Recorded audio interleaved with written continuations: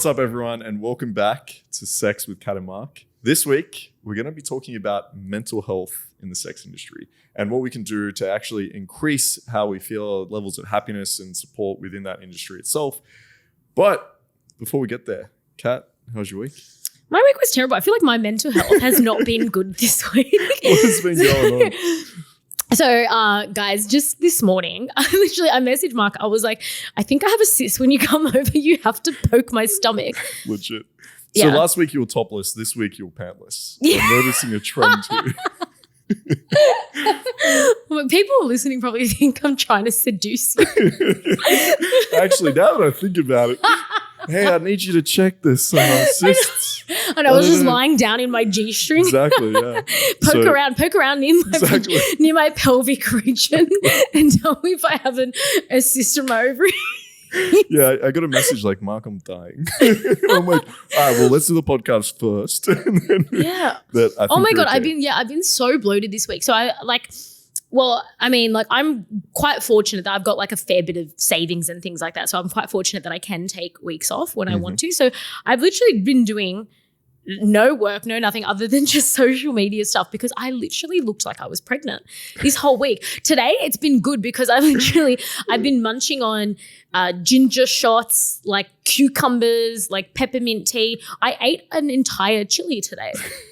Because I was like Googling. I was like, what helps with digestion and bloating? You literally went down the list. What helps with digestion? Yeah, and it was Google gave top 10. Yeah, you ate everything at once. Yes, it was like peppermint, like ginger, chili, like cucumber. So I went to Coles and I was like, that's it. Let's load up on all of this. So watermelon, chili. So I came over and I just took a bite of all of them and got my little like watermelon juice and my ginger shot from Top Juice. Shout out one time Top Juice. It helped your digestion because the Google list helped. Well, I don't look pregnant. So like, okay when you came today, I didn't look as... No, you don't look pregnant. Because I said to you, I was like, I literally look like I'm pregnant. And you came over, you were like, okay, you don't look that pregnant. No. Maybe I looked like I was about 9 months pregnant yesterday, but today maybe 3 months or 4 months pregnant. Then, okay. Yeah, I did. No, it's been very traumatic. Damn. Like it's literally been like 5 days of like bloatedness, but luckily it happened now because if this happened like at the awards, like how would I go to the awards like 9 months pregnant? How would you do that? We're gonna have to just say I would literally have to wear like a baggy, really baggy dress. I'd have to sit. I'd need a chair on the stage because pregnant women can't stand, right? Oh my God, this is so funny. Okay. I wouldn't be able to stand all night if I had this like 9-month pregnant belly. Yeah. So that's that. All right. So that's been my week. That was just a random story.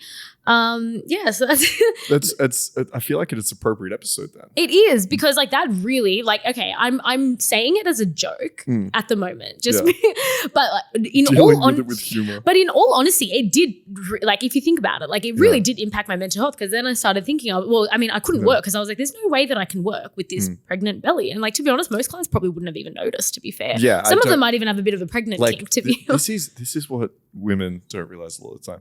Guys don't notice half this shit. You know, most guys think my boobs are real. Yeah, half the insecurities girls like I've been with some incredibly beautiful women and some of the insecurities is like the stupidest shit that like guys in 1,000 years would never even notice. Like, oh, my nail buds. Exactly, yeah. Like some stupid shit. Oh, this thing on the side of my thing. Or my like, skin is dry. Yeah, oh, the back of my ear. It's like, what the fuck you want about? Like no guy would ever notice this in 1,000 years. But it's there as a mentality. Yeah, exactly. So to be honest, most guys would probably not even notice that I was bloated. Yeah. But I knew that I was bloated and I felt like fat and gross and I was just like, no, there's no way that anybody can see me like this. I've been hibernating. I've literally been hibernating for like 5 days and haven't moved like because I'm just like, I just can't go outside. Like this bloated, like it's just so bad. So anyway, very appropriate story for this episode. Yeah, no, it's good. We'll get into that in a little bit more detail then. Yeah, what have I been up to, yo? Okay, so I think we both had a bit of a boring week. Had a bit of a chill week. I mean, I did make love to some music on the weekend. I went to you came to the pre-party actually, but didn't come out with this. But we went to Pure, which for those that don't know, Carl Cox came and played. Amazing music. Where was it? It was incredible. It was at Holden Pavilion, so it wasn't far from here. Okay, but I went with my sister actually and some friends, and we may have taken some substances, and it was It was fucking incredible. Like at one moment we were like 2 hours in and the music is insane. I'm sitting back like so for everyone that doesn't know, there's like a stage, like dance floor, like normal. But then they also have like seats as if it's like a theater, like a fucking cinema or some shit. Yeah, exactly. So me and my set, we went to the back and isn't that a VIP area? I don't know. But you just went there. We fucking went there. I don't know. No one stopped us. Okay. And I literally just melted into this fucking chair. It was, okay, so it was fucking incredible. Besides that, yeah, I've had a pretty chill week just working, catching up with some friends. So, yeah, I haven't been pregnant. I haven't had any babies. So I've got nothing to report there. I'm waiting for my due date, honestly. Exactly. Like that's why I'm in this baggy top right now for everyone watching at home. That looks cute though. I like that. It's kind of like baggy, like pajamas. Girl next door. Yeah, pajama look. Pajama looking. Like that, yeah. It's like chic, pajama chic. Yeah. Sort of.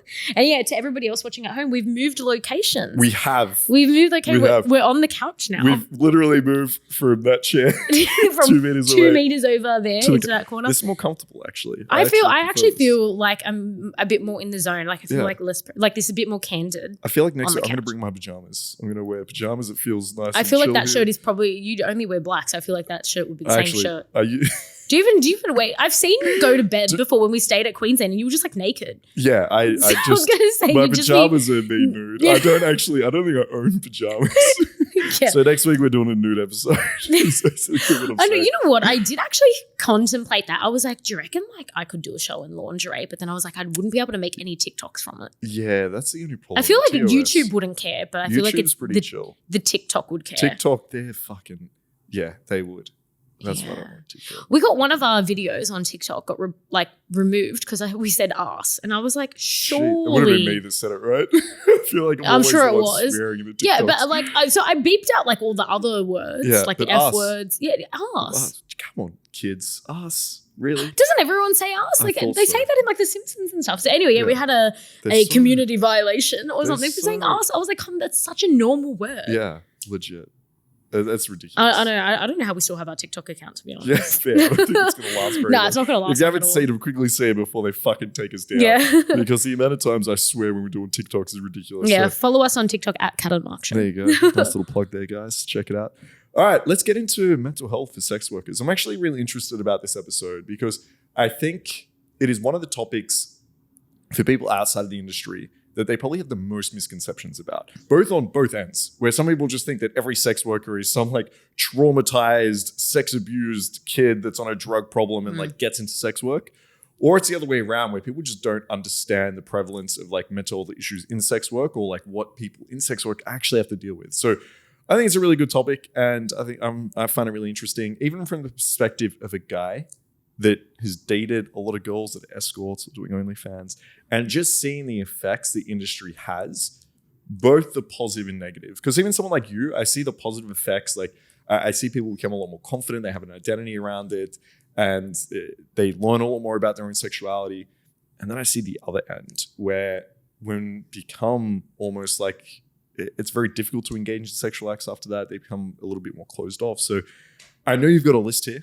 I think we start from the top and work our way through. So what are your thoughts? Yeah, so I do. I always, you know me, I love my list. So anyway, kind of the how I've kind of mapped it out is basically just some issues that I see, and then I don't know, we can chat a bit about those and some strategies, like coping strategies or like further resources that people can go to. Perfect. So I think we should probably chat about when you're just getting into the industry, be it, you know, OnlyFans, maybe you work in a brothel, maybe you do escorting, whatever it is, or maybe you do massage, whatever it is. So you're new to the industry.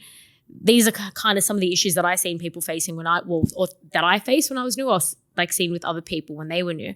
So the first one is, well, I've got here, so your ego versus what the fuck is going on. So I feel like, there's a kind of a mix of emotions when you're first starting out, which is you get a big head at first because it's like, oh, people are paying for me. Yeah. People are paying for me. Yeah. Like I'm desired and I'm important and whatever. So there's like that, you know, kind of ego boost. But then there's also like the other side is like you're a bit like, what the fuck is going on? Like I'm letting these people pay for me. Yeah, it's this weird incongruence where you're right. It's like this confidence of I am valued enough as a person for people to pay not only money, but usually a lot of money for me. But then at the same time, it's like, oh, I'm selling myself. Yeah, are they using me? Am I just like an object now? Am I just getting used? Am I worthless in that way? Like, so yeah, it's a really hard thing to. How did you manage that? Like, how did you process that? Oh, honestly, there's still times even now where I like think about my life and I'm just like, what the fuck is my life? Yeah, sometimes you just like get like. Sometimes I will literally just be like, I don't know, doing my hair or something in the mirror, and I think about how. Like a few years ago, I used to be an accountant, and I'm just like looking at myself, and I'm just like, what happened? Like, so how did I? Well, I mean, oh God, I feel like with the ego and with like just kind of getting used to it. Look, it's not easy. I think you kind of just have to try, which I mean, it's easy saying this, maybe not so easy in practice, is you kind of need to detach yourself and be like, this is work, this is a job that I'm doing. And like, and having your ego stroked by it is probably not a bad thing because I feel like, especially if you're coming into the industry, maybe you're not as confident. If you like, a confidence boost is never a bad thing, right? Yeah. But I mean, I do see some people that it does get to their head where they can think like, oh, I'm just too good. Oh, okay. So you think it can have like an inflated self-ego where they start to look down on other people? Do you think that like affects their relationships maybe? Yeah. Oh, yeah. It definitely can. So I feel like, I mean, we can get into this a bit later on, but I feel like definitely in like relationships, or even just in friendships, like I see some girls like, or even just I guess how they see other people in the industry. Like it's not uncommon for people in different price ranges to maybe look down on people in other price ranges. Or people that do one thing, like maybe, people that do OnlyFans might look down on full service, or full service might look down on OnlyFans. So there is that even just within the industry itself. Yeah. You got to be super careful to not base your self-value on those metrics because it can affect positive and negative, right? Like if you're the type of person that's in the high end of, let's say, money that you're actually charging people and getting paid, it can be very easy to base your worth on that. But then what happens, when that price drops or when people, other people have a higher price, like I think you got to be very careful just in general in life about basing your self-worth on anything too external like this. Like it's good, it's great. Like it's fine to get a little bit of a confidence boost from that. But you don't want to like overly rely on it or overly think about that a little bit too much. Because if it's not intrinsic, it's easy to go away, in other words, right? So, okay, that's super interesting. I never thought about it that way. Yeah. So, I mean, I guess with this, I mean, I think it's good as well when you're first starting out is to maybe chat with other girls, just to kind of just get especially girls that are maybe have been in the industry for a bit longer. I found that especially when I was kind of thinking like, oh my God, like what is going on? And you're just dealing with all these mixed emotions of like positive feelings, negative feelings, or positive feelings towards yourself, negative feelings towards yourself. I feel like it helped me a lot to talk to other people in the industry, other people that I, considered to be somewhat successful and kind of chew their ear off a little bit, see, hear from them about when they were first starting out and, advice and things like that. I found like that kind of helped me. But and also to just, as I said, this is a lot easier said than in practice, is to just really just detach yourself from the job and just kind of remember like, this is a job, like, it's a product and a service just like anything else. So in any other industry, there are businesses that sell products and services. Their competitors might be charging a higher or a lower price, but that doesn't necessarily mean that their product or service is any better or worse or more valued or more in demand than someone else, right? Yeah, and I think it's a good point. Like I've never had a job where I felt like I was being objectified or used because someone was paying me for my service. Exactly. Like, exactly. You don't think about it like that. In sex work a little bit. Like, I used to work at McDonald's, right? When I was making people food, I didn't feel like some kind of like objectified slave having to cook for someone else or some shit. And you didn't look at the people next door that worked at KFC. No, and then when you found out like, oh, they're getting paid. Which they did get paid more than me. Exactly. But you didn't like look at them and go, oh my God, I can't be friends with them because they're making $12 an hour and I'm making $11 an hour or whatever. So it's exactly the same. You need to think about it, I think, as any other job, because it's kind of the same when you think about it like that. It's you're exactly right. Like you don't feel these feelings when you're working any other job, providing any other service, any other product. And the way I kind of like to think about it, even with the price points as well, is like when you look at cars, right? You've got Ferraris that are in the high end market, and then you've got what is it, like Toyotas and I don't know, what cars else that are at shorter, the other end. And I actually looked into this because I did a blog post about this. So you've got, let's say Toyota's a bit lower, Ferrari's a bit higher, but the gross sales of those, like if you compare them, Toyota actually makes way more money in the year than Ferrari does. Even though Ferrari's charging 50,000 times more than a Toyota, or however much more it is, the Toyota still makes a lot more money. Just because they're cheaper, that doesn't necessarily mean anything for the demand of that car, right? Yeah, true. The value of that car. Like, so you can still absolutely make more money than somebody who's at the higher end. Yeah, I get what you're saying. Like, it's a personal choice. Some people might choose to charge more and have like a very select few amount of clients. Some people might want to charge a lot less and be like super busy and working a lot. Yeah, exactly. So it's you don't want to use that as your like metric 100%. Like I think that would only lead to you feeling down if you're just constantly like looking at measurements like this. For sure. Yeah, well, that's that. The next thing that I wanted to chat about, which this is something that I think gets a lot of people, especially in the beginning, is you come into an abnormal amount of money very quickly. Yes. And one day you have nothing, and then the next day you've got like $5,000 in cash that's just sitting like in your lap, and you're just like, what the fuck is going on? Yep. I find that I seen it when I first started. I mean, I see it now still, and I feel like this is what gets a lot of girls, is that they just get caught up in like a very short-term cash hit, and it leads to bad spending habits and bad saving habits. So what I see a lot of, especially like when people first starting out, is they get all this cash and they get excited and they spend it straight away. And then all of a sudden the next week it's a quiet week and they aren't making as much, and they're like, oh shit, like I spent all that money and I didn't put any aside, and now I've got to pay rent and I've got no bookings. And I see that all the time. I see it happen all the time. I think you see this exact same phenomenon where people win the lottery, right? Like if you look at stats of people who win the lottery, like almost all of them end up super unhappy. Yes. And it's for these reasons. So I agree. I see this all the time with girls. They get huge amounts of money and then they just spend all that money, right? They're buying shit, they're spending it on drugs, they're doing whatever. And you're right, because there's no constant cash flow, there's going to be weeks by definition where you're like fucked. And you may have made like fucking 10 grand in the week or some shit.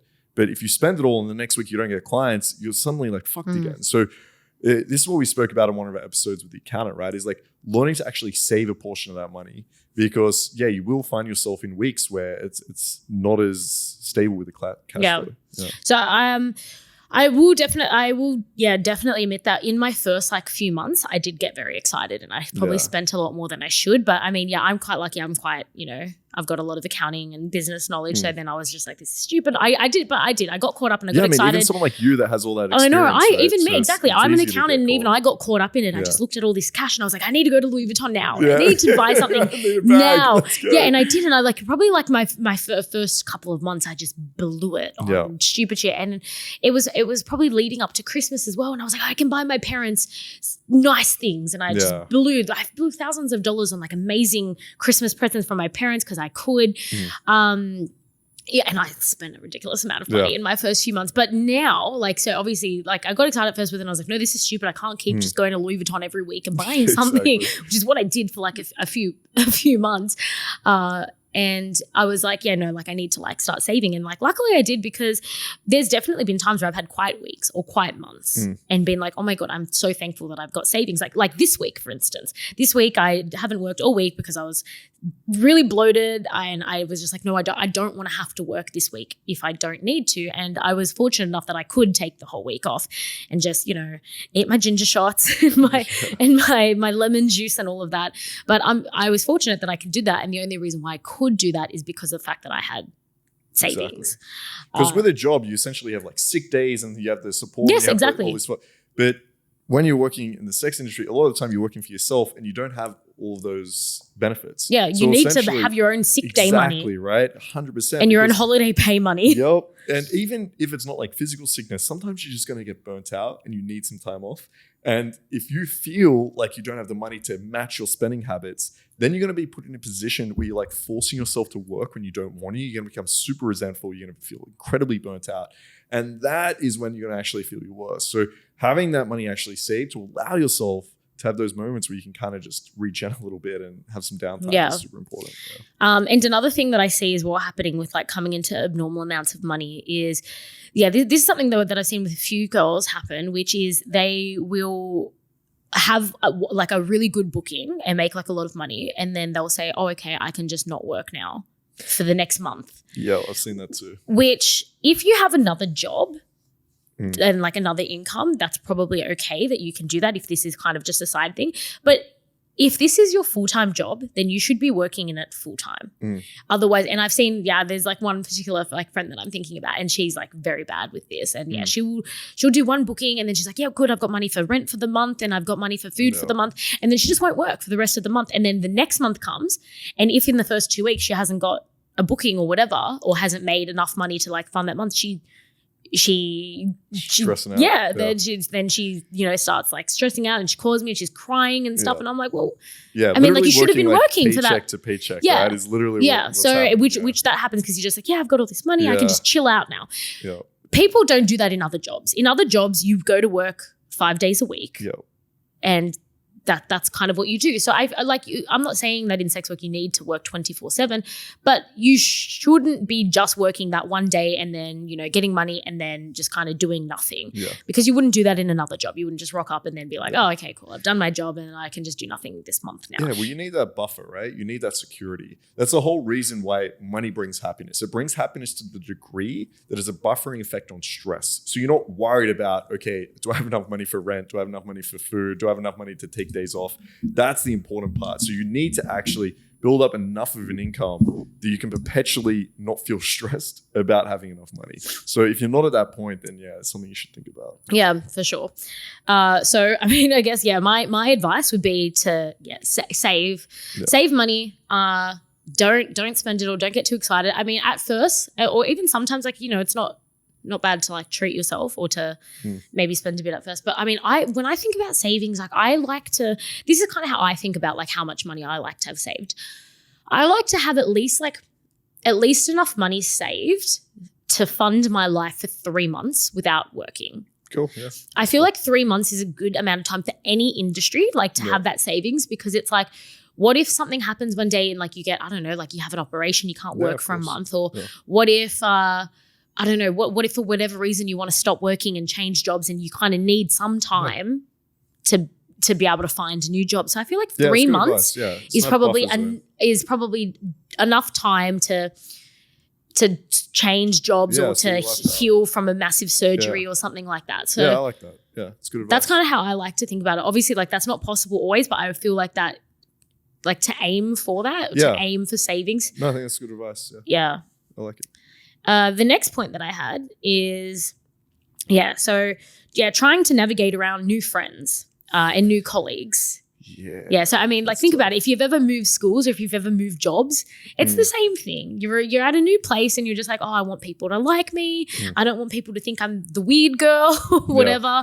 You want to be accepted. You want to make friends, and that's always really scary. Like I found that probably like really hard at first as well, when you like, especially when you do something like OnlyFans and you need to collaborate with other people. I guess it's probably not so much of an issue in escorting if you're independent, because you kind of just work by yourself. But I mean, if you're at an agency, it's the other girl's gonna like me, or if you do OnlyFans, it's like, what are people gonna want to work with me and collaborate with me? Especially when you're just starting out, it's hard to get people to kind of trust you in the beginning.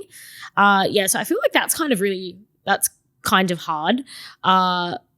I've noticed a lot of cattiness. Like the problem is you're in an industry where there's a limited resource that you guys are competing for, which is going to be like men's money for 99% of the time, right? So if you're working in a brothel agency, something like that, then there's an element of everyone you're working with, it doesn't often feel collaborative. It feels like we are fighting for the same resource. And if you're in a position where you are looking for that next paycheck, or you do have crazy spending habits, then it's going to fuel that competition even more. And so there's motivation there for the girls to put each other down, to be a little catty at times, and to, that's what creates all of this drama that you often hear about. Yeah. So it's kind of sad, but I mean, I'm not sure how you solve that. Like what do you do? Look, I mean, the way I always kind of think about it is you need to think about these people as your colleagues and not your competition, which it's kind of hard to kind of shift that mindset. But especially when you're working at other firms. But I mean, if you work at a place that's, let's say, commission based or whatever, you would still see your teammates as like your teammates, right? Even though you're all kind of fighting for that same commission, that same sale or whatever. But you probably don't see as much cattiness maybe in like these other firms. I don't know. Maybe you do. I mean, there was a lot of cattiness in accounting, even though we were all on a salary. So that was, look, I feel like that just kind of comes with any workforce. But I feel like, and you need to, especially with sex work being so niche, I feel like you need to try to be nice to each other because of the fact that when you're in an industry that is so stigmatized and put down by society, if you don't all get along with each other, that's just going to make everything that society says about us just like, wait, no, that's not what I want to say. It makes it harder for society to accept us if we don't even accept each other. That's so well said. Because the issue here is you shouldn't just be thinking about competition in terms of like trying to make money. You should be thinking about how am I going to have the best, most productive work life that I can. So if you're working alongside other girls, they are some of the only people who are going to understand your lifestyle, right? Because you do feel an element of loneliness or stigmatization when you feel like no one really understands what you're going through or no one really understands your work and your job. So these are the select few people that you can probably actually get along super well with, and you can bounce off your feelings with each other without feeling judged or, because even I was looking this up this morning, there's a lot of studies on actually getting psychotherapy where even there you face a lot of pressure, a lot of stigma, where, you go to psychotherapy as a sex worker, and what a lot of people are reporting is these therapists are actually looking down on them. They're seeing you as someone that has been like pushed into this industry, that doesn't want to be there, that you're victimized, or they find like a sexual interest in it, even some of the research was saying. So it's a really hard industry to feel accepted and to feel understood. So I agree. Like the last thing you want to do is create competition and create like a negative relationship with the people that actually understand you. Yeah, exactly. Because that's it. Yeah. Perfectly said, I think. You're also getting used to a new schedule and new tools as well. Like, I mean, it was really hard for me to get around things like Twitter and TikTok and everything when I first started. And a new schedule, especially when you work when I started at my agency, my hours were 9 p.m. to 5 a.m. And I used to wake up. So that was the opposite to my schedule. I used to wake up at 5, go to bed at 9. Yeah. Now it was I need to start work at 9, and then I could go to bed at 5. And I was just how did so that was really difficult at first. Oh God, yeah. I mean, I have no tips for how to do that because I left it. Now I'm back onto my 5 a.m. to 9 p.m. That schedule is something a bit hard, but yeah. It's a tough one. I think every shift worker faces this, right? Yeah. There's a lot of studies on this too, even when I used to be a nurse, about how shift work will reduce your life expectancy. So it is a bit fucked up. It's a tough thing to be able to manage, but it's one of those struggles that you face in this industry, right? All the time. Yeah, I know. I mean, I think the best thing to do is to maybe get a little scheduler or something like that to try to schedule your things. And I mean, if you can, you can set your own hours most of the time, I think, unless you're working at an agency or whatever. But even then, some agencies I think will let you be a bit more flexible. Okay. But yeah, I mean, look, but in any industry, I remember even when I first started out in accounting, I had to get used to working a 9 to 5 because I'd never worked a 9 to 5 before. Yeah. So I mean, it kind of happens in any industry, but eventually you will get used to it. Sure. Yeah, with things like Twitter and TikTok and stuff like that, I mean, I don't know, you just have to you just got to. I feel the pain. Yeah. I feel the pain. Kat's getting me more and more into Twitter and TikTok, and I'm fuck it. Yeah, there's no easy way around it. But it's just a necessary evil. It comes with it. But to be honest, it comes with any industry. Again, I remember going back to accounting. We would get new tools every month. There'd be some new tool, and I used to hate it. And then they would force us to learn it, and you never understood it, but you had to do it. So these tools are not specific to it's not specific to this industry. Every single industry has tools and programs they have to use. I feel like it's a little unique with social media in the sex industry because I feel like you're constantly then worried about being exposed to your family if that's something you haven't really disclosed to them, or maybe even sexual partners and relationships that you're causing. So what are your views on when you started using social media for sex working promotion around those ideas of people finding out, or like your friends, family? Yeah, so for the first year that I was in sex work, I was no face. So I blurred my face. I didn't have any socials. I had nothing. I just had my ads on the directories and I had my face blurred, and then that was it. With the decision, so this is something that I say to a lot of people as well. If they're going to make the decision to like go onto social media or kind of take that next step or go face out and whatever, is that you need to be absolutely sure that when you're doing that you are comfortable with the idea of people finding out about what you do. Yeah. I mean, I when I first started, I probably wasn't comfortable with the idea of people finding out. That's why I tried really hard to blur, and I was just hoping and praying that the blur would be enough for people to not know that it's me. And thankfully, like it worked. I mean, I've heard of girls getting done even with blurred photos if they notice like where you're taking the photos, or they might notice a specific outfit that you might be wearing that they know is like your outfit. So I have heard of girls getting done, or like tattoos and things. I have heard of it happening. It's probably not as common, but yeah. So I was thankful that my first year when I was blurred, nothing happened. It's a risk you have to take, I guess. But then when I decided to, then I made the decision to go face out because I'm face out now. But I had to it took me a while to make that decision, and it kind of took a few months for me to kind of reflect on my goals, what I want to do, and the kind of my career in this. Like, is this a career that I want, and I want to make this my career, and do I want to further myself in this career as much as possible? Sure. And I mean, going face out was kind of just the next necessary step. And I was like, I feel like I've done enough in the industry to like justify if people were to like find out about it, to be like, well, I mean, I've come this far and I've done all of these things and I've had all of these successes. I felt a little bit more comfortable. Yeah, essentially like you're proud of what you're doing. Right? Yeah. Like you don't feel. And there was a lot of things that I wanted to do. So like, I mean, I wanted to do this podcast. I wanted to start doing YouTube. I wanted to start doing a lot of, face out kind of things that I was kind of ready for that next step. But yeah, I would say to everyone, like, you need to be comfortable with the idea of people finding out, I think, especially if you're going to be on social media, because that's just 100%. I wonder every day like how many people have seen like our TikToks that I would know, like that I went to school with, and I'm like, I wonder if they know it's me. I wonder how many people have seen this and they're like talking amongst themselves. But I know my family haven't found out because they would tell me if they did. So at least they haven't come up in conversation. Yeah. Okay. Oh yeah. So but just following on from social media, this is something as well that I see like a lot of girls having issues with, which I mean, even me still, like now you have issues with that. But I feel like this is just social media in general. Probably more so in this job because of the fact that it's social media heavy, which is you're comparing yourself to other people all the time. My boobs aren't big enough. I'm not skinny enough, or my, It's body image. Yeah, exactly. Center, right?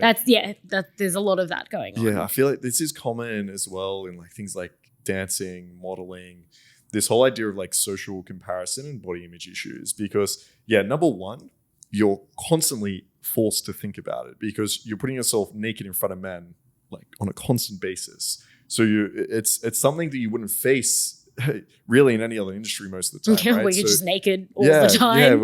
Naked on social media. Exactly right. So you're constantly feeling judged based off your body. So it's something you're always thinking about. And not only that, but you have the social comparison as well, where it's like, okay, well, what are these other women doing? What do these other women look like? And again, obviously, like things like social media is people are going to be using filters. They're going to be photoshopped. When you're looking at other people's ads, they're also going to be like heavily edited. So now you're like socially comparing to girls that really are having some like editing advancement there. So it can be a very tough thing, I think, for a woman to then balance that with having like this confident self-view of her body when you're constantly thinking about it. Yeah. I mean, I think you're right. I think the best thing to kind of remember with this is that nothing on the internet is real. Like literally nothing. Everyone edits their photos. Like, let's be real. Yeah. Like everybody does. So I think that, you definitely need to remember that. And also just remember that there's a niche for everybody. So it doesn't really matter. Especially this is what I've noticed. It doesn't matter if you're tanned or big boobed or small boobed or short or tall or freckled or whatever. It literally doesn't matter because there's always people that are into different things. True. Like some people like, there's so many kinks and preferences out there that there's room for everybody, no matter what like color, size, shape. Yeah.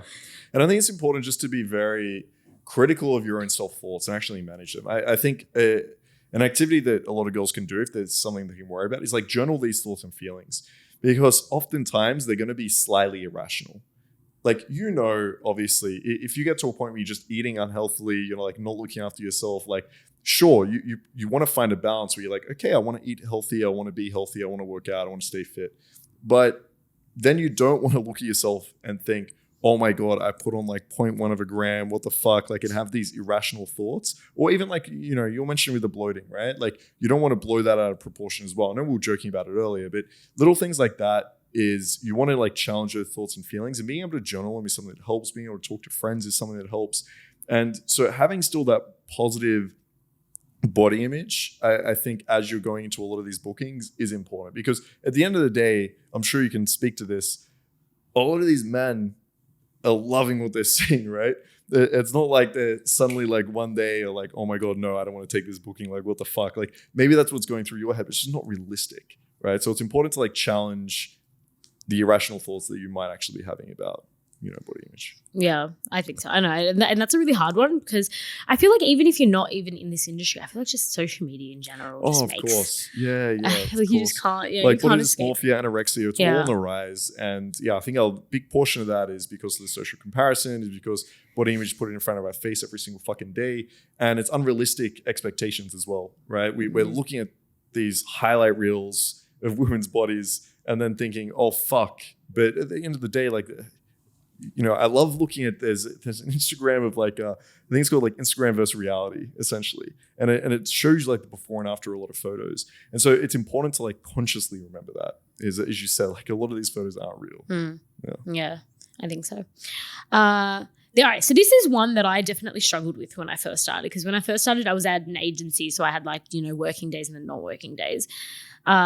Is I had so much time. Like, I had so much free time. Yeah. Like, I think I only worked like weekends. Like, I think I worked like Friday to Sunday or something like that. And then it was just like, what the fuck do I do all week? What do I do in my life? Yeah, and at first, I just did nothing. I just didn't do anything. And I kind of thought in my head, oh my God, I'm going to use this time and be so productive. I'm going to write a book, and I'm going to, so what I thought is I was going to write my book on my off days. Did I write even one word of my book? I didn't even write one word. And I was just like, oh my God, like I have all this time. Like I need to like do something with it. Because I feel like the more time I had, the more unproductive I was. So what did you think that is? Like, how did you feel when you did nothing in these days? Did it feel relaxing and calming, or did you feel like, what the fuck am I wasting? It did feel like the first few days, because I was like, it was so nice to not have to work a 9 to 5. Because in my old job, I was working, it wasn't even a 9 to 5. It was like a 7 a.m. to 11 p.m. and it was like most days. So I hardly ever got days off. The days off that I had were like my sick days. That was like days off. So I almost never had days off. So the first like month, I would say it was just really nice, because I was like, oh, I've just like, I can breathe. I can do things like washing, get my hair done. Probably like in the first month, I probably used that time semi-productively to do all of the things that I had never done. Like, I could clean out my cupboards. I could sort out my wardrobe, and like just do little things like that. But then obviously after you've done all of the things that can be done, and you're just like, oh my God, like I've just got like the next 4 days, I've got nothing to do. And I just watched so much TV, and I don't know, I just went for random unnecessary walks. Like, not that there's anything wrong with walks, but it's like I probably didn't have to go for like 5 walks in the day. I probably could have done other more productive things with my time. And then I kept saying to myself, I'm going to start writing my book. And I never did. And months went on, and I was like, oh, I can do it next week. I can do it tomorrow. Like, I've got so much time. Like, I'll get around to it. And I just never got around to it. So what I found that I had to do to kind of overcome that, just like massive like unproductivity, was I had to feel that time.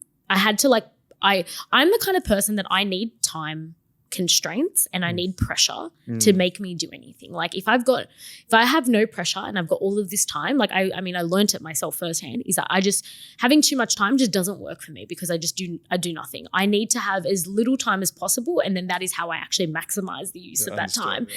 So the first thing that I did was I enrolled into uni. So I was like, I'm just going to enroll into a writing course, and then that'll give me things to do, and that'll probably hopefully give me more inspiration to actually start writing. So that's what I did. So I enrolled in uni, and then all of a sudden it was like, oh my God, like I'm so busy with uni and I'm so busy with work. And I was like, oh my God, I need to find time to write. And then I actually started writing, once I had so little time in my day when I was like, because I was doing full-time uni as well. So I was full-time uni and I was part-time working, and then I was like, oh my God, I have no time. And I found that made me more productive. And that's why even now to this day, I do like 75 million things. Yeah, you do a lot. Because if I just did like escorting and I had like a day where I wasn't doing anything, it would like send me crazy. I would end up doing nothing that day. So it's like counterintuitive in a way. So it sounds like you need that external like pressure to be able to do stuff, because otherwise you're like, I have all the time in the world, so I don't need to start on anything. It happened to me like even during COVID. The same thing happened to me. I was still doing accounting when it was COVID, and I had all this time, and I was like, oh my God, I'm gonna learn how to rollerblade, and I'm gonna learn Japanese. I did none of it. Japanese and rollerblade. Yeah, awesome. I did none of it. I did absolutely not. I was like, I'm gonna learn how to do my own acrylic nails. Yeah. I'm gonna do all of these things, and I did not. I didn't do one single thing other than go on a few walks. I think that's normal for a lot of people. I think, there's probably a lot of girls that get in the industry that find this, where they're like, what the fuck do I do with the rest of my time? Yeah. Like, what do I do? So I think it's almost important to, pick up a hobby, build like a passion around something, have a purpose, even if it's like socially, like meeting up with friends, doing whatever. Because, I think it can become almost like lonely and depressing if you find yourself just sitting at home and you feel days. Like, what am I doing with my life? Yes, right? Because you're doing nothing. It can be relaxing first, but I think that's important. Like, as you said, like enrolling in a course, it like motivates you now to do something. So whether it's like fucking pick a hobby, right? Whether it is like acrylic nails or learning Japanese, like it might be good if you find yourself having a lot of time off to just pick up something. I find, so whenever like people talk to me about this issue, I find that the best thing that I think that people should do with their free time is to start planning or start working towards their next job, because for a lot of people sex work isn't forever. I mean, for some people it is. I'm not going to say it's not. Like, you can absolutely do this for a very long time. Like, there's really successful girls in their 40s and 50s, but majority of people, this is it's a finite job. So I think the best advice that I can give to anyone is to start working on whatever it is you want to do next. So, and probably to even just firstly, maybe just think about what it is that you want to do next, things that, you're interested in, and then, start working towards it. So exactly. Work, learn how to do nails, or enroll in a course, or start doing something, working on whatever it is. For next. Cause I mean, that's kind of what I did. I was like, well, what do I want to do? I want to write a book. And then I was just like, I just couldn't sit down and write it. So I was like, I just couldn't. So I was like, all right, I'm going to need help to sit down and write it. So then that's when I enrolled in like my, so it's a master's of creative writing. So that's when I enrolled in that, because I'm like, that will probably, it'll teach me how to write it better. Maybe I'm just don't have the strategies to even start. And I found that really helped. So I'm like, I'm like probably 10,000 words in at the moment. Yeah, which is about 3 or 4 chapters, I think. Sweet. Yeah. A few days. Yeah, so 100,000 words is like a novel. So I'm 10% of the way in. There you go. Which is a lot better than being no percent of the way 100%. And it gives you like something you're working towards. It gives you like a goal, a purpose. Exactly. So I'm hoping that I'm hoping that I can have some stuff written for, well, I mean, I don't know when I will retire from sex work, or if I'll ever fully retire. But I think you'll be here for a while. I think I've definitely got at least a good 15 years left in me, I reckon. So, but I'm hoping that I can have some books written during this time. Yeah, why not? That I can, and then that'll be my future career can just be like in writing or like YouTube. So I want to try and do more YouTube as well. So I feel like writing and YouTube and stuff. There you go. And even this podcast is technically like, I mean, this podcast takes off. This can be like a life after sex work thing as well. So Awesome. That's my little thing on that. Yeah, just try to fill that time with things. Yeah, for sure. Like, find something that you enjoy, your passion, hobby, and like stick to it. So just stemming on from that, then the reverse can also be an issue, which I find this a lot as well, is when you do fill up your time a lot, especially like once you've been in the industry for a while and you're filling up your time and all of a sudden you're working 24/7. And once you start taking up more things in the industry, this is what I noticed. So like, first I started with escorting, and then, I started doing like OnlyFans, and then now I do social media. I'm on all of the social medias. Then I started a blog, and now I've got this podcast. It's a lot of things that I've got going on, plus still being in uni. So all of a sudden I'm like, oh my God, I'm working 24/7. And now I have more different issues, which is, okay, when am I going to find time to just, one, take a day off, and two, to even to just take a full day off. I don't remember the last time I've had like a full day off. Like, actually, I lie. I did when I was in Mexico. I think I took 1 week off where I wasn't on the socials at all. And it just felt really weird. Because even when you take a day off, you're still on the socials a lot of the time. You're still on OnlyFans replying to things. You're still on the socials. So you almost never have a full day off.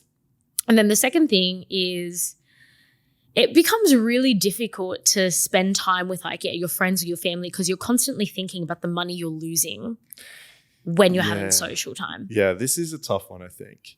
It's really difficult because once you make all this money to begin with, right, then 100% it's hard to be sitting there in front of someone and just having a conversation or going out when that's in the back of your mind that like, okay, I've just given up X amount of money to do this. And so when you weigh it up, it's like, fuck. It is. The worst thing is like when you're like out to dinner with friends or something and then you get like an inquiry being like, hey, can I book you for like 3 hours tonight? And it's like that. I just lost $3,000 by coming to this dinner. Exactly. Yeah. So how do you process that? How do you deal with that for yourself?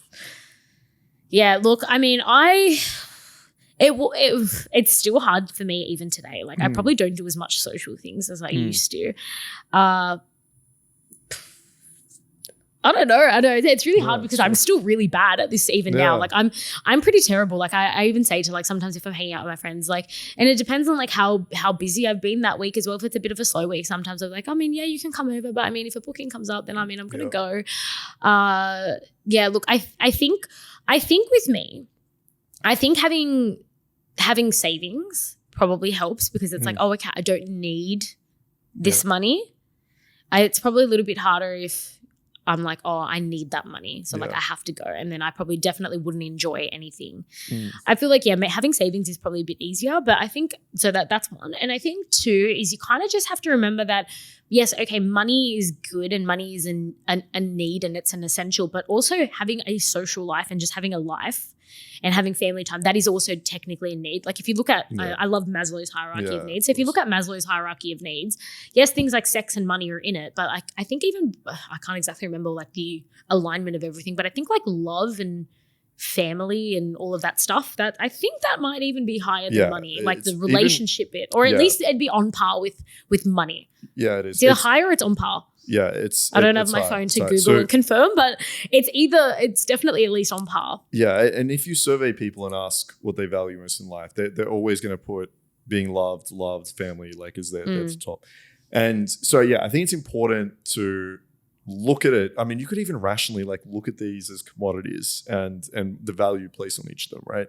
So as you mentioned, like having this social life is a lot of fun. And it's like, what am I trying to get that money for? Because at some point it's just adding to your savings. Like what opportunities is it actually giving you? Now I can understand if you're working towards something. So maybe you're saying this amount of money is going to get me X, right? Whether maybe it's a house, whatever it is. Then you could say, okay, I'm going to give up a little bit of my social life so I can get this house or this commodity or whatever I'm trying to get a little bit quicker. But I think the mistake we make is sometimes we just see the dollar signs and we just put this like intrinsic value on it that is just, we think is more valuable than it actually is. But I think honestly, if we just think about it, it sounds weird. Would I give up $3,000 to spend time with my mates? Like most people out there are going to be like, what the fuck? No, I will always take the $3,000. But when that perpetually happens all the time, there is going to be some time where you just have to be like, okay, I'm going to be happy with earning X amount per month. Right? As long as I get that, then the rest of the time I'm going to spend out with my friends, doing other shit, doing whatever. Because making that like comparison, just logically speaking, the way we are like programmed as humans is really hard to do. So I think avoiding doing the whole, okay, I'm going to give up $3,000 or spend $3,000 is just think, I've got enough money, I've made enough money this month. So now I'm going to prioritize fun or going out. I think that's probably a really good piece of advice as well, is to say like, okay, have a goal, a weekly goal or a monthly goal. And then once you've hit that goal, it's like, okay, I can chill out now. I've made my goal. If it's extra, cool. But like, I can start slowing down and maybe spend some more time doing some social things. If you keep like neglecting your friends, there's going to be a time where you don't have friends, and then you'll give up $10,000 to have friends to hang out with. Yeah. So I think think about it like that, is like, it might be a short term a bit of money, but then there are people that would pay, like you can't put a price on things like friendships and families and stuff like that, especially when they're really good friends. And if you really get along with your family, because you will pay infinite amounts if they were just not there one day. True. So I think always remember that is a need and it's essential as well. Yeah, gotta find the balance. Okay. So maybe I'll leave. So I was gonna talk about like one thing. All right, I'm going to skip that one. I'll come back to that one. Okay. Yeah. So the managing your money. Okay. So this is something that I see, especially when somebody's been in the industry for a long time is, I don't declare any income I make. I don't pay tax. I hear that all the time. The accountant inside of you is freaking the fuck out. Oh my God. The accountant inside me like wants to set itself on fire when I hear people telling me I don't pay tax. I've never declared any income. And it's like, oh, I've been doing this job for like 10 years and I've never done a tax return. I literally want to set myself on fire. Okay. Because there is so many more things that are much more important than avoiding tax. And I say this to everyone and I feel like we said this on the episode that when we interviewed Raven Management, but people think about their money always in a very short-term way, which is, I don't want to pay tax and, if I declare all this money, I'm going to have to pay tax and I'm not going to have all this money and whatever.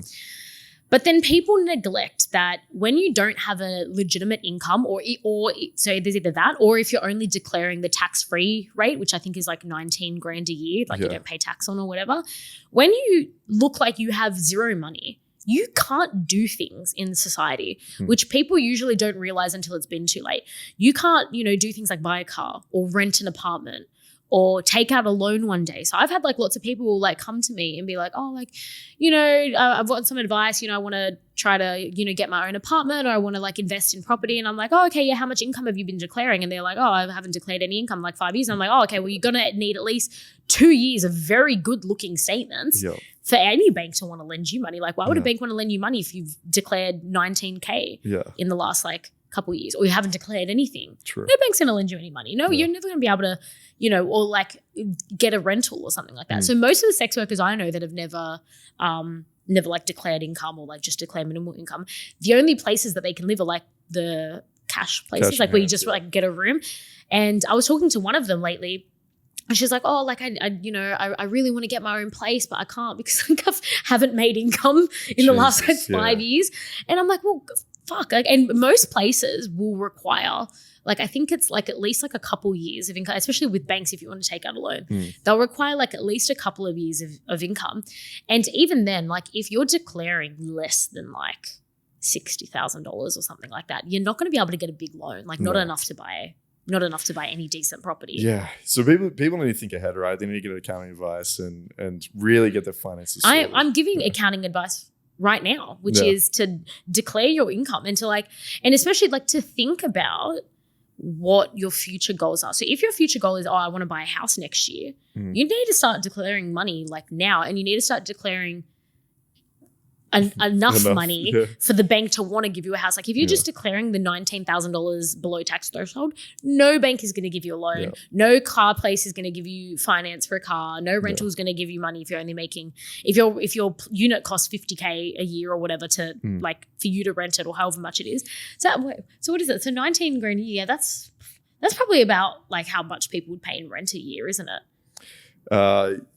What's like the normal rent in Sydney? It's like $500. Fucked up now. $500 a week or something like that. Yeah. There's no way like anyone is going to look at you on your $19,000 a year and be like, you've got enough money to rent a property. There's no way. Yeah, even for me, like this year, trying to find a rental in Sydney is so competitive. So even when I'm like offering the whole rent up front, it was like super tough to find a place. So, it's mental. I mean, that's my tip is to, so I declare like my income looks pristine. My tax returns are pristine. Like I've got and people always say that to me. They're like, how do you get around your expenses and blah, blah. I'm like, they're like, what if you get audited? I go, my bookkeeping is so foolproof that come and audit me. Do it. You will not find one mistake. Nice. I was an accountant. So it's all in order. It's all pristine.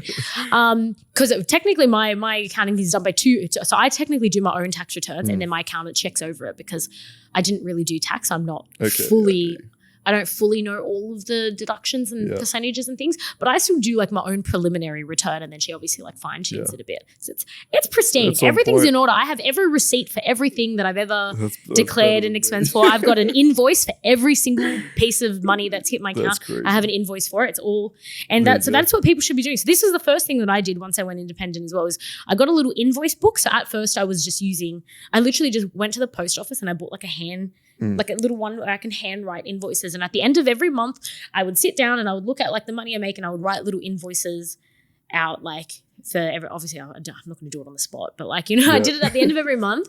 And every single month at the end of the month, I would like keep track of all my expenses and I'd make sure I have all of my receipts. All my receipts are in a box. I still have, because you're supposed to keep your receipts for, I think it's 5 years. So I've got a box with all my last like few years of receipts like up there, and that's all neatly categorized and cross-referenced and everything. So it's absolutely on point. So people probably don't need to go that extreme, but you should definitely be keeping all your receipts. You're supposed to keep all your receipts for at least 5 years. Just try to keep a little invoice book and whatever, so that so if anything has happened, you've got all this paperwork. And actually don't just declare the tax-free threshold, actually declare a decent amount of money so that when you want to buy a house or a car or whatever it is, or even just take out a personal loan, doesn't matter what it is. Even you might want to invest in shares. Like if the government looks at your account and you've never declared income for however long, all of a sudden it sees that you're investing in the stock exchange or in Bitcoin or whatever, it's going to start asking questions where all this money came from if you've never done a tax return before. So that's my tip for that. Okay, so I think now it is time we talk about, well, this is like the biggest thing, which I'm very curious on your perspective on this, because I mean, it's not so much it's never actually been an issue for me since starting in the industry, but I know you've dated a lot of sex workers, so you've definitely seen this firsthand as an issue, which is sex work. And I see this happen a lot. Sex work makes you very detached from sex when it's not in a workspace. And it makes a lot of girls have a bit of a hatred or a mixed emotions towards men. And a lot of girls just don't start to like not see the value in having sex outside of work, or even just dating outside of work. Like I've heard of a lot of girls saying like, oh, why would I date when all my clients treat me better than any boyfriend could treat me?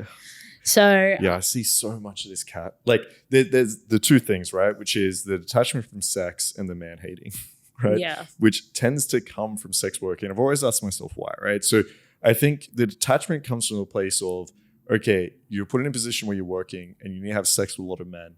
And if you're involving a lot of emotion in that, it can actually backfire. So I think it is a good coping strategy sometimes to detach a little bit. And I feel like that's what a lot of women do, and they separate it. But then when it comes time to actually experience pleasure and actually have sex again with a guy, it's hard to get back into your body, feel all those emotions, enjoy all the pleasure. Like there's often that disconnect. And like as the guy who's had partners in sex, I feel that. I notice that a lot of the time. And then there's a second part, which once again, as a woman, you're put in this position now where you are selling yourself. You have men choosing, and oftentimes, like depending on where you are and where you're working, there's limited resources there. So you do switch this mentality where women are usually the gatekeepers of sex. So you go out to a club, you get hit on a bunch and you kind of choose who you want. Whereas it almost becomes the other way around, where now men are trying to essentially choosing, right? So there's a bit of a swap. And so you tend to find that where women start to see men just, there's maybe an objectifying feeling there. There might be a feeling where a lot of their clients are in relationships, so they see a lot of cheating happening. So there's that side of things where they might see men as, how do I word this? As seeing women mainly just for sex, because that's the engagement that they're getting. So it's really tough. I've thought about ways of women and like, how do you deal with this actually in the industry? And I noticed for yourself, all the girls I've met, you're someone that handles it the best, to be honest, I feel. And so that's something I kind of wanted to ask you about. But it is tough. Like I've had girls that have broken down like crying after sex because they've experienced a situation for once where their pleasure was 100% kind of put first. And they didn't feel like there was this like exchange of, resources for time. And I've had them completely break down because like they've been holding onto that for so long and this separation, and they feel like this immense amount of pleasure, someone that cares about it, someone that's like worried about how they feel without an exchange. And I think it fucks with them a little bit. And so, yeah, it's a really interesting concept, and I'm not entirely sure how you should deal with it. But I noticed you're someone that seems to, at least from the outside, seems to deal with it pretty well. So I'm curious what your thoughts are. Yeah, I mean, I definitely do. I mean, I'd never stopped having a sex or dating life outside of work. And I think when I was kind of going into it, I mean, I was unsure how it would impact my dating life, but I never like thought that, like, I never purposely was thinking that I would act different in my personal life just now that I'm a sex worker. I mean, yeah, I mean, I feel like it's, before like doing this job, it was always something that I enjoyed. I enjoyed meeting new people. I enjoyed going on dates. I enjoyed like having flings with guys. I enjoyed one night stands. I enjoyed, having what do you call it? Like fuck buddies. I always enjoyed that. Like, and I feel like that's just a normal, healthy thing about being like a person, an adult. Like, again, if you look back at Maslow's hierarchy of needs, sex and is like one of like the top things that like people need. It's a basic human need. Like, people need it, like just to live. I don't know how better to explain it. Yeah, so my sex and dating life just hasn't changed, but I think the way that I kind of see things is like, well, I really do just kind of see everything I do as a job. Like, I don't really see it as I don't see it as this big thing that, like, I feel like some people like look at this job and they just see it as this big thing, like, oh, I'm selling myself for money, and it's gross and it's shameful and it's disgusting. What it's about. Maybe you is the narrative you give, which is not like I'm selling my body, right? I mean, you're forgetting, like, I used to be an accountant. Yeah. So it's like, it's work. Like, to me, it's work. I mean, I think I just think about anything in a business sense. I feel like I've got a business brain, and to me, this is a job that I'm doing, that I'm making money from, and so, and with me, I think I'm a little bit different as well and even like, well, I guess even the way, so what, okay, one, I do see what I do as a job, and I see it as, yeah, this is how I make money. And if I was working another job, I would still have a sex life and relationship life outside of work. The fact that I'm having sex for my money, to me, doesn't really feel that different to when I was, when I was in an accounting firm. I was selling my brain for money. And I feel like that's exactly how it was. I was selling my brain, and I was selling my smarts and my skills. And to be honest, I actually felt a lot more used and abused in my accounting firm. I feel, I actually feel like, when I think about it, I feel like coming from like a big accounting firm that they treat you like shit, and then coming to this, I feel like it made me appreciate this job probably a lot more, and even the clients a lot more, having something else to compare it to, where I was literally, I was full-blown exploited and abused and taken advantage of and screamed at, and like, mentally just traumatized from that job. Like, I used to cry like almost every single day. Lots of people would cry. But crying in the office was normal. We would send like little videos and things of each other crying in the bathroom, and we used to laugh at each other. And we used to joke about getting hit by buses. Like, oh, if I just got hit by a bus, like, I'd be able to take a week off, and like, how good would it be just have a week off? So I'm like coming from that into this job, and even my clients used to be like shit. Like, when I was, they used to treat me like shit. They used to scream at me. People used to try to manipulate me, and I was literally used for my commodity, which is like my brain, and I was paid for that, and I was like exploited for that. Whereas now I'm coming into this, and it's like, oh my God, I have this control over what I do, and yeah, okay, it's just a different part of my body that I'm now kind of exploiting for like money, but it's kind of like on my own terms, and I feel like it a little bit different. I feel like I get to use my brain and my body to make money that is for me, whereas a different part of my body was being exploited by somebody else in my old job, and that's kind of how I think about it.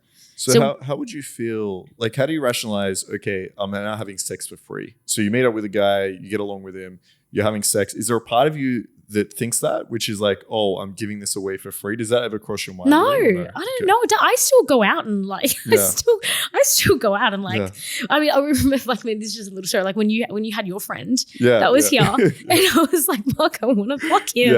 And that was me that was instigating it. It's not like, oh, okay, if a guy just comes up to me and I'm like, oh, okay, he'll do whatever. It's like, I will go out and seek it still because it's something that I enjoy. And I feel like sex in my personal life is different. So I feel like, and I feel like people forget that when they're having so much work sex. I feel like they forget that having sex in your private life is different. It's different. I feel like it becomes a little bit more about me, and it's also like I'm not putting on a show. So I feel like when I'm, you know, escorting, especially with porn, it's totally different. Porn is like a real show. Like that is full-blown acting. When I'm with clients, it's somewhat acting. It's not as much acting as when I'm doing porn, but I'm still putting on the best version of myself, and I'm, you know, trying to, you know, put on a little bit of an act and a bit of a show. In my personal life, I don't need to do any of that. It's like, oh, okay, I fancy you, you fancy me. Let's just have fun. So I guess it's about still being able to separate it, right? So this is the way I'm thinking about it now. So as an escort, you can still have the coping mechanism of separating it a little bit, detaching a little bit, but still coming back to your personal life, knowing that that's very different and being able to fall back into that. So I guess what I'd advise then, if that's what we're working off, is if you're someone that's in the industry and you're going to work and doing your job, it's almost like leaving work at work. And so when you come home, I think it's still important to explore your pleasure, to masturbate, to have these fantasies, to be meeting guys and experiencing that pleasure. And without the show, right? Like this is the biggest thing when I'm dating women that, you know, especially, you know, things like OnlyFans, is they're so used to putting on the show, right? So it's like we start having sex and they're like moaning. Yeah, they're theatrical. And I'm like, can you shut the fuck up for 2 seconds? Like, I'm sitting here like, on camera. What the fuck? Yeah, like, what is going on? Like, I haven't even touched you yet, and you're like screaming and like, I'm like settled. So a lot of the time, I'll need to implement things, and I think we've spoken about this before. Is I will tell these girls like, listen, you're not allowed to come. I'm like, tonight when we're fucking, no, you're not allowed to. All right, no coming for you whatsoever. So I try to really put them in the headspace of like, okay, I don't need to like put this on. I don't need to perform. Sometimes I like put a gag on them or something. Right? It's like I try to get them out of that space of I need to make him feel good, or I need to perform, or I need to like this. It's like, no, let's forget about that for a second. Let's think about your pleasure. Let's get into your body.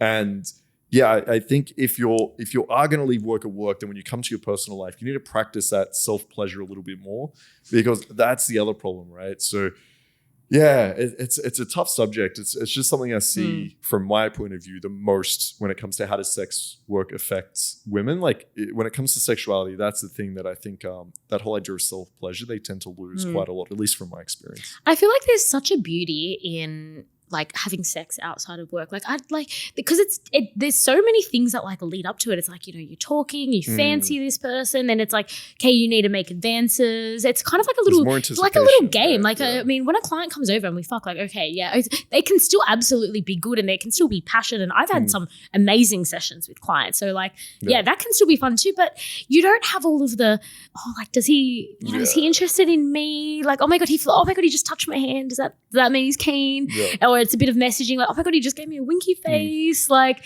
or like, hey, like, you know, oh, like, you know, we're going to do it. Like, oh, you know, there's nowhere to do it here. Like, oh, you want to come back to my place? Like, it's kind of like, I don't know, it's kind of like a game. Yeah. Like that can kind of be fun. And even, yeah, okay, look, and what I say a lot on Twitter, like because I've asked like a few people, like, statuses and things about this on Twitter about, yes, personal life, sex and dating and things. And a lot of people just say like, okay, the sex I have in my personal life is almost always really bad. And it's like, okay, like, look, maybe we can kind of try to focus on like the other things about having sex outside, which is like, yeah, it's a bit more of a game. Like, you know, there's a bit more of a chase in it.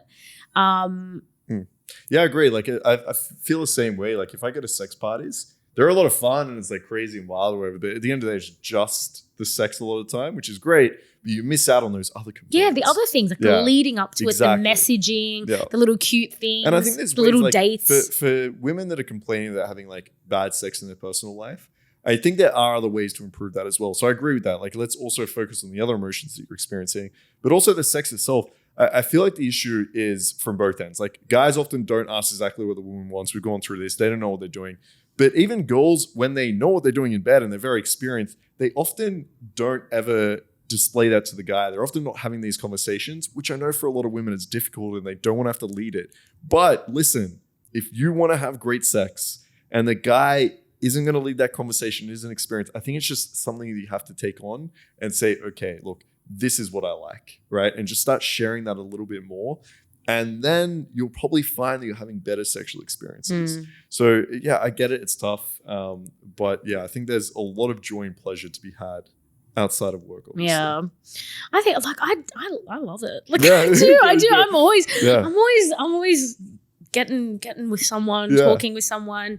I've got I think that's very healthy. I think I've always got someone on the go. To like detach the two a little bit, or like separate the two is probably a better word to use. I honestly do think like what I was saying before, I honestly do think that the way I think about it is I feel like I just felt so exploited in my old job that this job, you came to sex work, you're like, this feels great. I was like, I don't feel exploited at all. I'm respected. I'm not exploited. I'm not abused. I'm like, put on a pedestal, like, because I like, if people think this is being exploited, oh my goodness. Like, people need to work one day in my old, people need to work one day in my old job, and then you will know what it being exploited really is. And you're doing it for like below minimum wage. My friends and I in accounting, we divided the amount of hours we worked by the amount of money that we made, like salary based, and it was literally below minimum wage. So you're working. I was working at below minimum wage. Yeah, that's crazy. And it was like is that not? That is literally the definition of being exploited. So it was messed up. Sage from accounting. All right, so should we go through some final tips about? We've left out a really important one, which is we spoke about dating, didn't we? Well, we didn't really speak about dating. We can go over dating. Oh, no, we spoke about sex outside.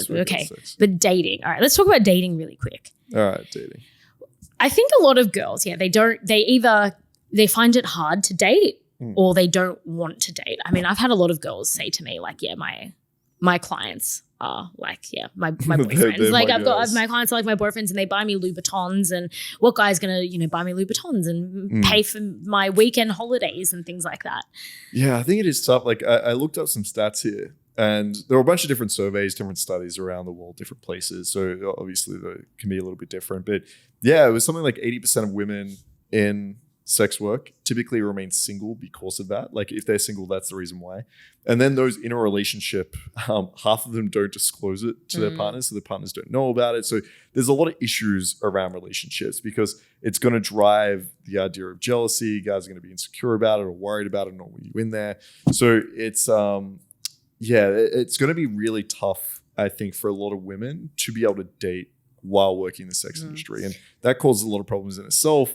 Around the whole idea of stigma as well. So if you're then creating this narrative of like, fuck, guys don't like me because of this work, you might feel a little lesser about yourself. So it's tough. It's tough. How have you found it? I've dated everybody. Like, I'm still dating. I'm always dating somebody, I feel like. So I mean, we spoke the other week, like you've encountered for the first time maybe how sex work has got in the way of dating a little bit. How like someone you met was kind of like, I don't know. Yeah, a little bit. Like, so I did have to have the conversation with somebody, like telling him what I did. But I mean, he's still around. And I feel like this is something that a lot of girls make the mistake with, especially when it comes to dating, is I feel like the more you hide and are ashamed of your job and the more you think badly about it, other people are going to pick up on that, and that's how other people are going to think about things.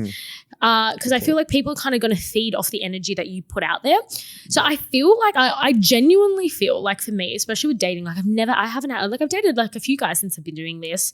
And even just in my dating and sex life, I feel like it literally has not changed at all. Other than that one guy who I had to tell, but I mean, he's still around, so clearly it's not that much of an issue. I think it gets in people's heads a bit. I think it's a really good point that you make about the frame that you set. So if you come off as very confident about it, you're like, look, this is my job, work's work, I separate it, it's a lot easier for a guy to accept. Like, if a woman came to me and was like, oh, look, and they make it a huge deal. Like, I didn't want to tell you about this. Then it's going to become a big deal. Like, I don't know. And they seem really ashamed about it. Then I'm obviously going to think it's like a very negative thing. But if you just come up to me right out, you're like, hey, yo, this is what I do. I love it. It's my job. If you don't like it, fuck you. Like, I'm going to be much more inclined to be like, yeah, okay, give it a shot, So I think the frame that you set and the thing that you project is like super important as to like how guys are going to see it as well. And I think that is the number one mistake that girls make in this industry is, being ashamed of it and hiding it and all that. Yeah, whereas with me, I feel like whenever I meet, like even with that guy, I mean, I already thought that he knew. That's why I didn't say anything, because I literally already thought that he knew because of the fact that I'm so open about it. Yeah.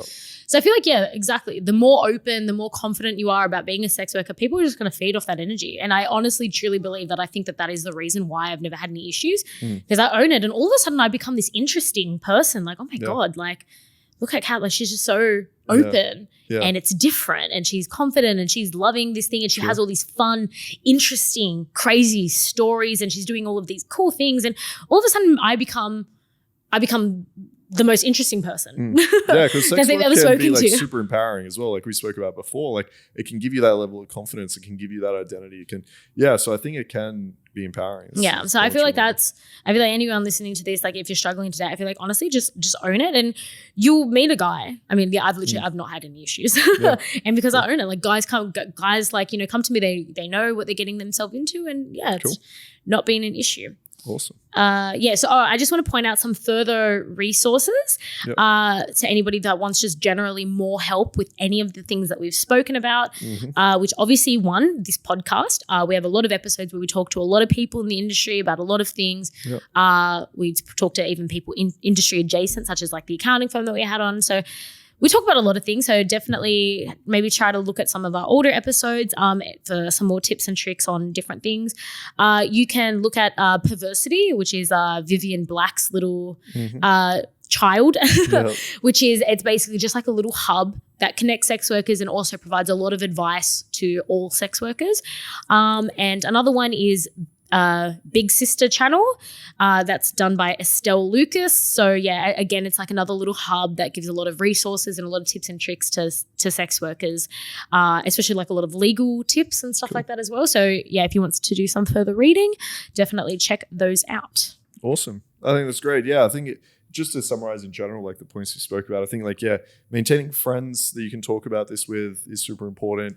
Journaling your emotions and just, doubling back and being somewhat rational about them and challenging like the thoughts and narratives that you create around yourself in the industry itself.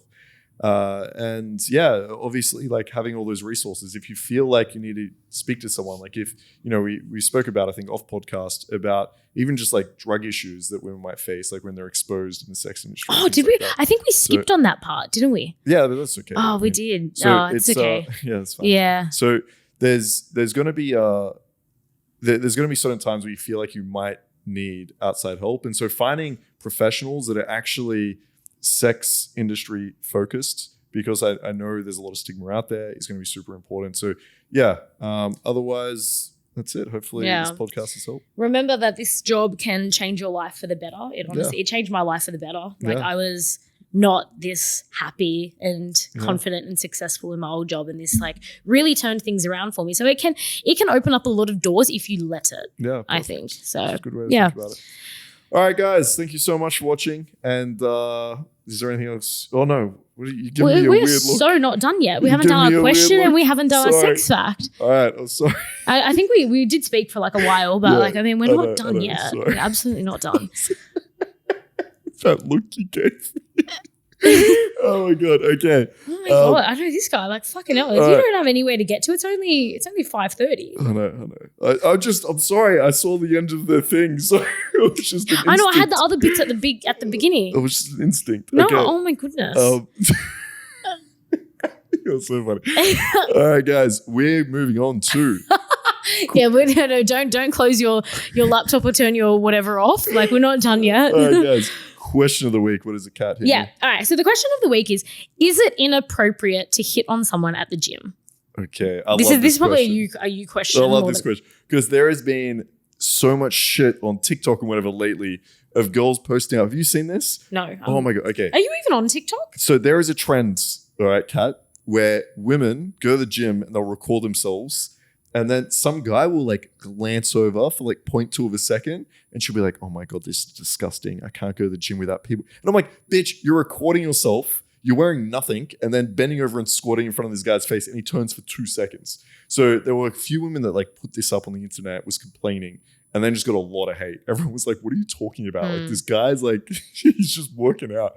So then she like did apology videos. And I mean, people check people out. It's so normal. What is wrong with that, right? People check people's asses out. It's crazy. So should you hit on girls at the gym or vice versa? Yeah, I don't think there's a fucking problem. You just need to keep in mind that people are going to the gym to work out, right? So if one of my buddies asked me this, one of my students, yeah, like if some girl is like smiling at you, giving you some eye contact, and there's maybe some tension there, sure, you can go over in between the set and just be like, hey, look, I think you're really cute. I want to come say hi to you, whatever it might be. Then you can grab an Instagram. Just don't be that guy that's like sitting there trying to talk to her nonstop as she's like trying to do a workout and try to like, because even for me personally, like I go to the gym for the gym. So if I see girls there, I'm like, fuck, I don't give a fuck. Like the gym is for me. And I'm sure a lot of girls feel that way as well. But there's nothing wrong, like just going up saying, hey, trying to get the Instagram, that's fine. If she's not interested, move on. If she is, it's cool, grab it and keep on with your day because we're at the gym to work out. Yeah. Right? And what are your thoughts? I think it's important to remember that like if you get rejected or it ends badly, you guys are still going to have to see each other at the gym. Yeah, exactly. Like you want to make this super chill. Like don't be like butthurted about or something, right? Like you could even, if you are going to that gym all the time, you see each other a lot, you keep it like even more chill and friendly. Yeah, maybe casual. Yeah. I don't I don't think there's a problem with going up and being like, hey, you look really cute. I want to come say hi to you and then, you know, shoot your shot. But yeah, that's my views. There you go. Okay. The favorite thing, I can't believe you almost skipped over the sex fact. That's your favorite part. It is my favorite That's part. literally your favorite part. You wanted to go home before the sex fact. Oh my goodness. So sorry, it's my bad. Okay. According to a global study conducted by Durex, the most sexually active country in the world is Nigeria, and the least sexually active country is Japan. Really? That makes sense, I think, yeah. No, I thought the Japanese were fucking horny. No. Oh my God, they just work all the time. Okay, I was their culture is very like, well, I've been to Japan. I spent 2 weeks in Japan and their culture is very strict, very conservative, very workaholic. I thought were super kinky behind. Yeah, but they do like, it's like hentai and stuff like that. So like, I think they have what like a big percentage of people are like, they kind of don't even really like leave the house. Like it's like there's a word for it. I think it's called the otaku or the ontaku. Or something like that. And it's a word for people in Japan that just like basically just live online. They live on the line. On the line. They live on the line. They live on the line. And that's it. Like they even have like apparently like these like I want to say it's like otaku or something like that. I might like I know I'm gonna get so much hate Japanese in the comments now. Goat. Yeah. I'm gonna get so much hate in the comments. It's not right. But anyway, it's something along those lines. It's a word that the Japanese people have coined for people that living inside.